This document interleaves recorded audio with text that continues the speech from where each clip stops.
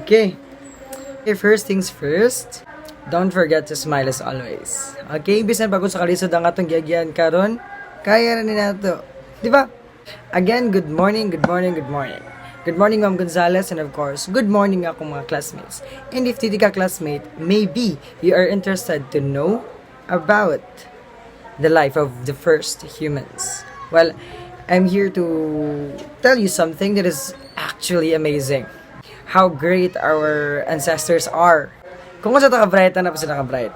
And I know that you are curious or inquisitive about their life. Kung sila hinatabo sa una. Di ba kita, mangutanam sa ganita nga ka na. Kung sila ka hinatabo sa kong lolo, no?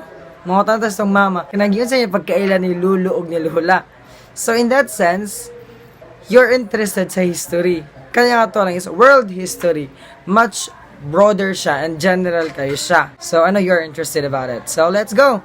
What I'll be telling you is just an overview. Ari ra kita magtuyok-tuyok sa kung unsay topic nato galing. It's all about the early humans. Okay, early humans. First question, where did early humans live? Asa di sa gapuyo?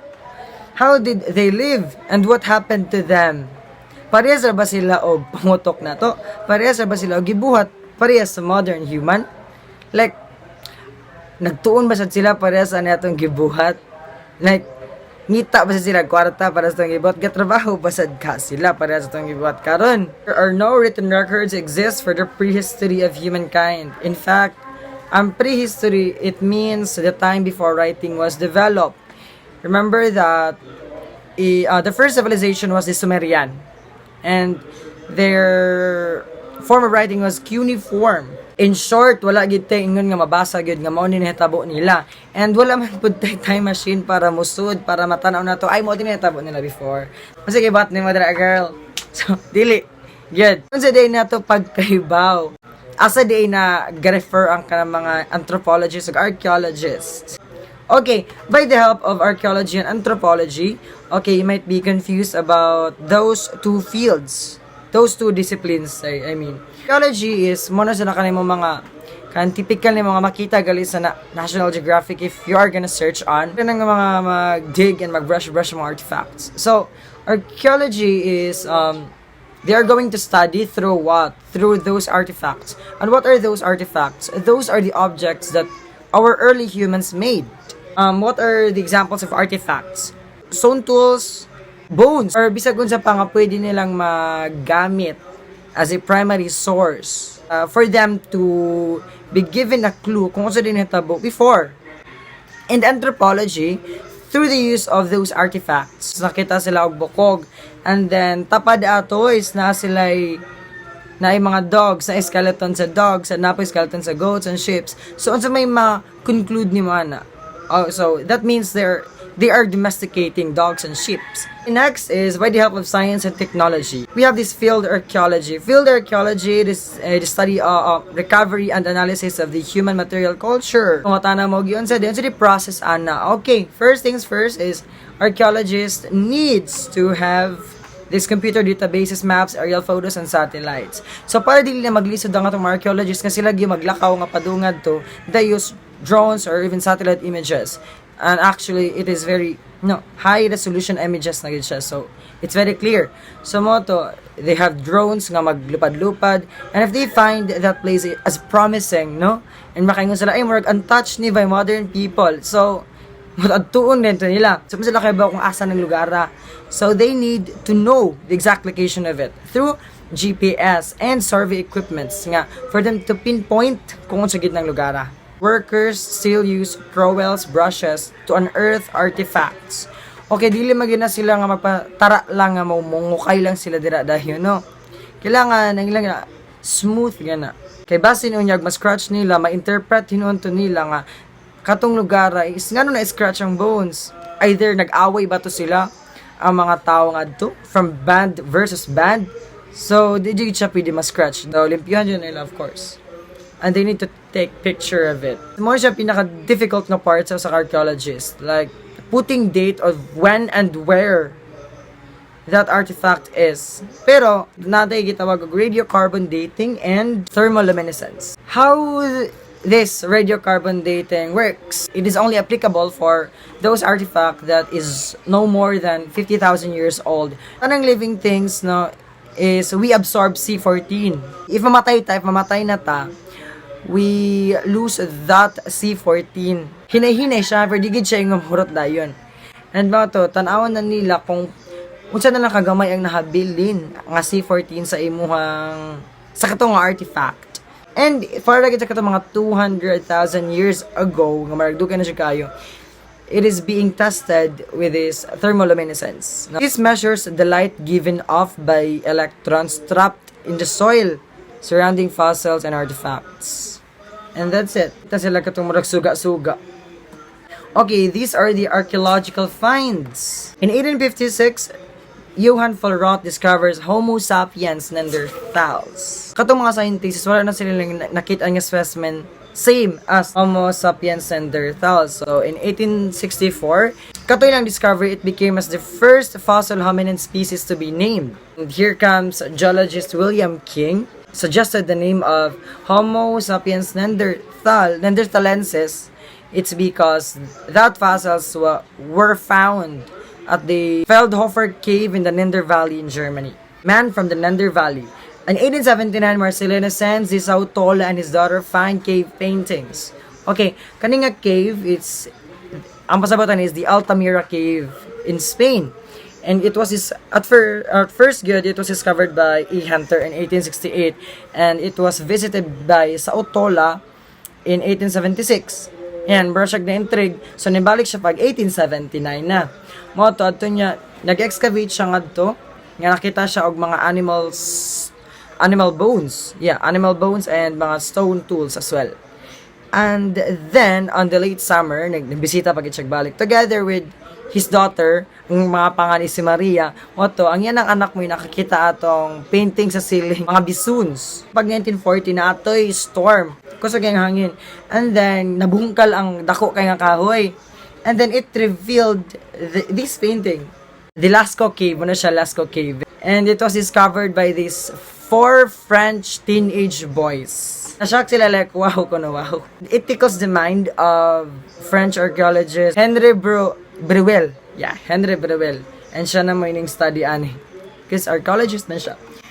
1958, James Millard discovers Catalhoyo. Catalhoyo is very amazing, and I'm gonna explain that to you later on. Okay, on 1960, Leakey team discovers Homo habilis. Kaning Leakey team it's actually a team. It's not just a team, but they are a family as well. Kaning lalaki is, pangalan niya is Louis Leakey, and ang iyang asawa is si Mary Leakey. Kani si Louis Leakey is, nabuhay na siya sa Kenya. Silang mga nag-asawa is, they are much interested about prehistory. So, nagka-Paris gid sila. Andili lang sila. It runs in their blood. Because si Richard nga lang anak og si Meave, which is a zoologist, nim-follow po silang path. So, nagtinabangay gid sila isip sa ka-family gid. Ang naka-discover gid aning Homo habilis or the handy human, it is being credited to sa iyang asawa, si Mary Judd. And no 1974, Johansson team Japon ha, discovers Lucy. Kung si Lucy is hominid Australopithecus or a southern ape that exists in eastern and southern Africa. 1978, again, Leakey team. Nasa sila achievement. Discovers Laetoli footprints. Ang kaning nganong gitawag siya Laetoli footprints, it's because sa Laetoli, Tanzania man siya nakitaan. 3 early humans daw nga naglakaw-lakaw sa wet volcanic ash. Adto nakita nga ang paglakaw ko nila is the same as sa atong paglakaw karon, which is heel strike. Maguna ang heel kasi then toes para moduot na to forward. These are the species, no? Human species. Homo habilis ni handy human 2.5 to 1.6 million years ago. Dugay na siya. Next is the Homo erectus. Homo erectus or the upright human. Kanina sila is Homo erectus are the first human species that utilized fire. Homo sapiens, which is the wise human kita, wise humans, and Neanderthals. And a fact of Neanderthals is that sila po ang first human species to practice to bury their dead because they believe in the conception of afterlife. That's it. So muna lang mga nang. And also archaeologists would know, they also study the blood molecules of this sa mga artifacts yung makuha, because the ancient DNA, no, it gives us hint, no, and it also gives us an amazing fact to how to how human species evolved. You might be confused about the difference between Homo sapiens sapiens and Homo sapiens. Kung pangutanong gali ka, kung si species nimo kita, we are Homo sapiens. Ang kanang Homo sapiens sapiens, gigamit na siya, it's because to describe or to distinguish us from those mga archaic members of Homo sapiens.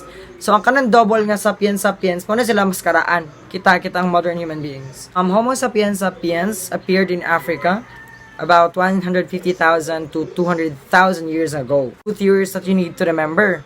First is the out of Africa theory or replacement theory. Out of Africa, so that means Homo sapiens sapiens leave Africa and they spread out around the world. And other scholars argued nga nag-away-away ko na si Neanderthals o si Homo sapiens sapiens.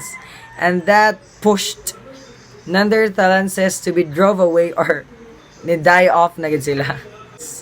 Out of Africa, so ning lakaw sila from Africa. They need to migrate. For what reasons? Because of the climate pressure. Out of Africa theory, that means from one area is naglakaw sila, and in hundreds of thousands of years, that is enough no to populate the world. One is settle na lang sa kalugar permanently. Next is the multi-regional model. That means naining exist aning lugara, na puning exist aning lugara. And then they spread. That's it, multi-regional model. History and arts as a primary source. Here comes a Chevek Cave. Ice Age. Alangan mang antuson sa mga early humans ang katugnawon, di ba? So that pushed them to settle place in natural caves or even make campo balik, mga tent na. And then giyon na pagbuhat ang tent na nasa ka-amazing. So using that animal skin of that mammoth or kanang mga large animals, mo nilang gihimo nga murag tabil and gamiton as frame. So ngita sila og kahoy, ilang pormahon like that. Sud sila ngadto, man naka-survive sila ana. There are artifacts nga nakitaan sa Peking Man site sa China nga mga kanto sa Homo erectus pud to ang kanto species ato. Pero kitaan nga there are charcoals. So there is an evident thing nga nagpainit silang lawas kanto. Or even they cook food. Creating art. When you say art, it doesn't just exist nga karon na lang. Even early humans express themselves through arts. They express it through paintings. And kani sa Altamira Cave, kaya mga hands, kana. Other scholars believed nga it is a ritual daw for them for them to lure magic or luck to bring success sa hunting. And other scholars other archaeologists said, ang kaning mga hands ko is mura ko na siya attendance, ano ba? Nga, I've been here. So, if dagan ang kamot, dagan sa kuno ang mga tao nga mga early humans nga nakaara. And others said nga, if this for worship kuno because they worship stone baya. So, sa early humans, wala Roman Catholicism, wala Judaism, or any religion atong ginabuan karon. Because what they only believe is animism. They believe that stones had spirits and they worship stones too. And others said that it is a communication like to communicate others nga to stop or whatsoever. There are a lot of interpretations about the hands, a lot of hands in Altamira Cave. That makes it amazing and mysterious as well. Next up, we have this Lascaux Cave in Dordogne, southwestern France, Japan. Okay, kung yun sa ni pag-drawing, nila, wala man sila pintal before. Diba? Wala sila, di sa makapalit og latex sa hardware. So, what they did is, nagawa sila ka ng mineral ore, baka na bitong bato. And then, they mix it with the animal fats. Yes, that's it. Kaya i-mix, dugmok, and then, ang kana, sa plants pod, di ba, kung atong i-squeeze ang plants na siya, mag-pigment ka mo, green siya or mo red. So sila, they had that initiative to color their paintings sa stones. Since naga-istorya naman taog caves, or their early houses, no? We're gonna start off these temporary settlements. So before 8000 BC, early humans lived in a nomadic kind of lifestyle. So basta kay lupad-lupad lang sila. Ikaw man sa sakap cave, di sila ganahan if they find that place threatening sa ilahang life. If feeling nila wa na po'y food, wala na po'y vegetation dira, hurot na nila kaon ng animals, hurot nila patay. So that prompted them na mulakaw na food sila. They need to migrate. So what's it say? Zhukudianzhen Cave or Peking Man site sa Fangshan District, Beijing. Next is the Penseven site. Kano nga site is actually source of water and they can put siya og mga animals there. So no doubt nganong ning settle sila dira temporarily. Paleolithic age, the hunting and gathering. We really need to know about it because even wala pa nag-Paleolithic age, sa naguna pa nga mga henerasyon ani is it is being practiced na gyud. Ang hunt before is mga mammoths, mga marsupials, like mga large animals gyud. If mag-hunt pod na sila, dili sila mag-hunt alone. They come with this band, group. 7 to 15 early humans ang involved ana. Nila is mga mammoth dagko kayo o di sila kamatngon matamakan sila. Nakadagko. So they need to plan it strategically. So that's why ni large na ang brain sa mga tong archaic humans. Nadili basing nga kada oras, kada adlaw sa ilang paglalakbay, kinagid sila yung makitaan gyud. Dili na yung nana. So, nadji mga adlaw nga gutmon gyud na sila. Same as today's happenings, di ba? Kung unsa ilang mga makitaan nga animals, ila gyud nang i-hunt. Labi na if lami kay flash para nila. Nya especially nga nana sila fire during at this time, nana sila utilization of fire during at this time, so lami na dyan na para nila ang mga animals. Next is the stone tools. Okay, it is a Paleolithic way of life. So early humans were able to sustain themselves through the use of stone tools. Like dili lang baya nila kaya nga kinamuton lang, no? Kita mo dig sila or ilang tokon siguro ng kuan bupalo. Dili ba nga iluglugo na nila gamit ilang kamot. Imagine, di ba?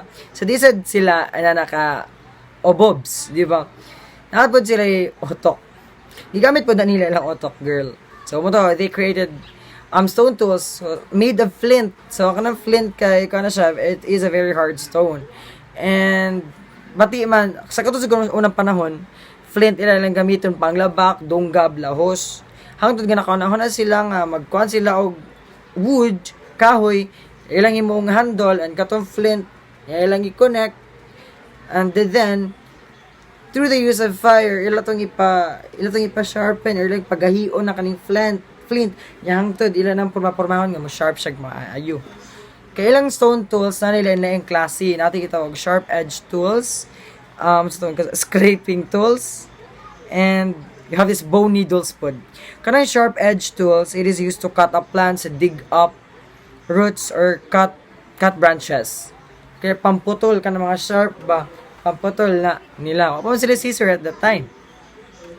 And ang kanang scraping tools is to clean animal hides. Like, if napatay na nilang ang animals, so di naman na mabuhin yun, diba? So, ila tong scrape ang katong panit, and then mo ilang gamiton man as a shelter pod nila. And gamiton pa nila as sanina pod nila. Para di sa sila tugnawon. For clothing and shelter as well. And hangtod na plano naman sila para sa stone tools nga like this, nasa ni handle. Hangtod nahimo na ng spear. Taas ang wood. Yan tumoy is katong flint nga sharp edge.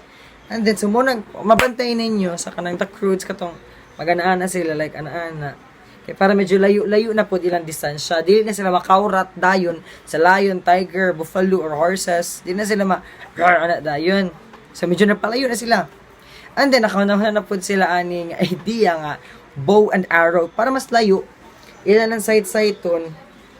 Pana na po dayon plano din sila kabatay na dumog dayon sila. Look how amazing it is.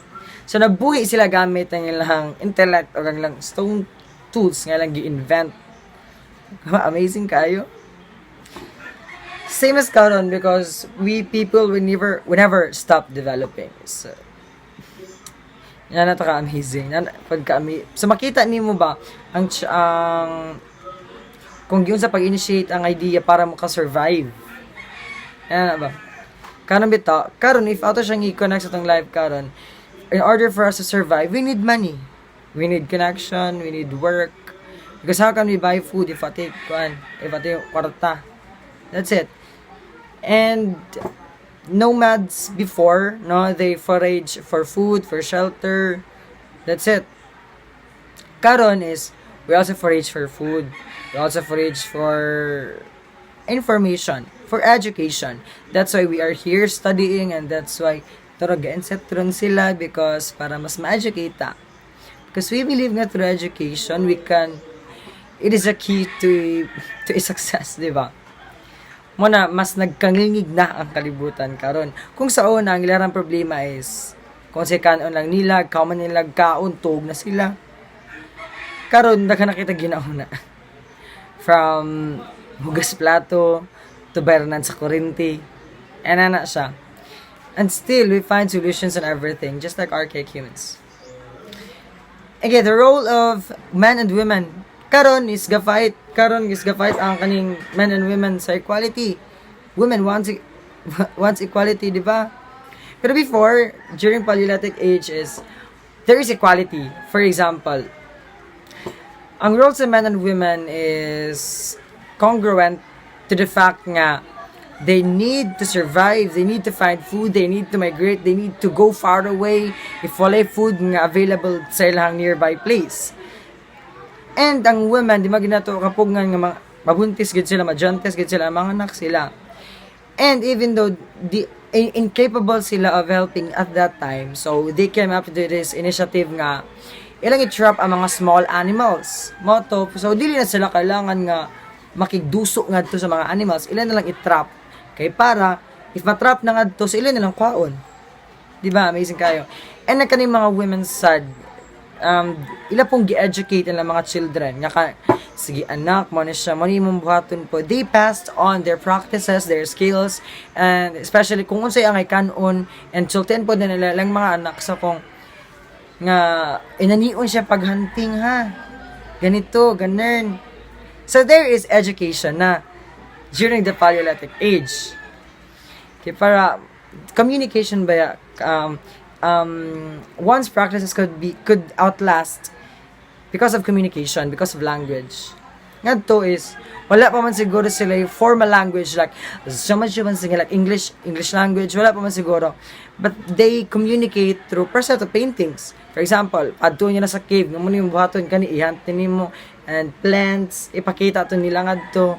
Like ang katong caves pod, other scholars said nga pwede pod tumahimo di ay mga schools or education. If ever musud tong katong mga younger generation, pwede sila mo look up into like unsa di ay na siya. Wata kay ba kung sa language nila before. Sila rin nagasanad tanayan. And next to that is okay. We're done with the roles of men and women. Okay, men gyud had to travel very very far to hunt mga large animals. And dili pod pabayaan sa women nga ang mga lalaki sin travel far nya what if wala madala in return nigpauli nila. So ang women kailangan pod mangita og strategies o mga diskarte nga para makita po sila og food nga para gabot sa katong ilang partners, men like ganun. Before wala pa yung monogamous relationship, nata kita og communal theory nga ang anak sa kababay insya nga archaic women kay pwede lain ang amahan Yes, that's it. So there is no partnership as well. Basta kay anak na nimo. Pwede pod na siya nga gabayan pod sa uban. Wala sila nga pero there is sense of attachment. Wala pa lang gid sila ingon nga ikaw ang partner in life ha, forever na ta. Dili na siya ginaana. But they have this sense of attachment. They also have this friendship ties within them. They also smile to each other. Kapag sa Paraway nga tribe. That's it. Next is adapting to survive. Okay, how can they survive? Oh, like how can they survive man day? Through shelters. Kita bita makasurvive ba dita, gwa tay balay, ganahan ba dita, magpuyo, homeless lang ta. Same as them. So they need to find a certain spot nga murag okay ang ilang band, okay pud sila. And through the use of fire, naa sila sa cave man god. They use fire as a light and heat. Bugnaw ging kadlawon samot pa kakadto ila nga kumpleto pang ozone layer o pa ma-deteriorate atong panahon na. So perting bugnawa atong mga panahon na. Yes. And mo to mamainit sila niya. And their body lang jud is ning adapt lang gid sa environment. And there are times pod nga dili maka-adapt ang body sa environment in which they change the environment. So mamalhin sila. Pero sa pag ice age nga lakaw sila. Ang uban kung naka-survive sila, oh, amazing earth. And okay, the use of fire. And that's it. To wrap things up, no, lain jud ang kinabuhi before o karon. I can say that atong kinabuhi karon is much more complicated than before. Super. Because we need to think about how could we educate ourselves. We need to think about how people will see us. We need to think about like I want to travel abroad, like ganun, like I want to be successful, like that thing. Pero sa una, what they want is to survive and to perpetuate their life. That's it. And ang lang kinabuhi before, depende na nila kung sayon ba or dili. Basta kay naanad sila sa ilang kinabuhi before. Kita is naanad naman sa taan yung technology. Imagine if mag-brown out, magita mahimutang. That's it. So, as an ending statement, here's a quote that I want to expand on you. History speaks a lot of what we are today. Yes, super. Technology before, it's primitive, it's mano-mano ragyod. And it's good to look back. Kasi, ano maganda siya, like, we need to study history because when we study history, it's like we care for our society. Because kung sinetabo day sa una, like mistake to sa una yung iba din bahaton karon, di ba? Like kung bad gani yung hitabo before, let that history do not repeat itself. If we're knowledgeable to our history, like we became critical and we create and formulate solutions labi na sa karon society na to karon, because we don't want our life to perish. We don't want a life nga disadvantageous for all. We want a convenient life, diba? That's it. Thank you. And if you want to know more and more and more about early humans, you can just access to I'm just gonna drop the link here, the description box. Box ba? I don't know if it's box. Yes. And that's it. I do hope you learned a lot from me, because that was actually an overview. Di ko siya yung specifications. Like, maragan lang siya. Glimpse. Ganun. And thank you so much.